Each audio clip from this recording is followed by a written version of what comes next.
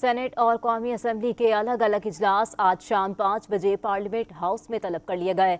इजलासों के हवाले से सेनेट का 58 जबकि कौमी असम्बली का 20 नुकाती एजेंडा जारी कर दिया गया।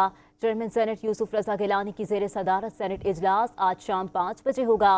सेनेट सेक्रेटेरिएट की जानिब से जारी 58 नुकाती एजेंडे के मुताबिक इजलास में अरशद नदीम के ओलंपिक्स में गोल्ड मेडल जीतने पर करारदाद पेश की जाएगी। आपको बताएं कि कौमी असम्बली इजलास में वफाकी वज़ीर दिफा ख्वाजा आसिफ पाकिस्तान नेवी ऑर्डिनेंस 1961 में तरमीम का बिल और नायब वज़ीर आज़म इसाक डार तख्शिया बिल 2024 मंजूरी के लिए पेश करेंगे। ख्वाजा आसिफ भंग के कंट्रोल और इंज़बाती अथॉरिटी के क़याम का बिल भी मंजूरी के लिए पेश करेंगे। टेली कम्युनिकेशन अपीलेट ट्रिब्यूनल के क़याम का बिल मंजूरी के लिए पेश किया जाएगा।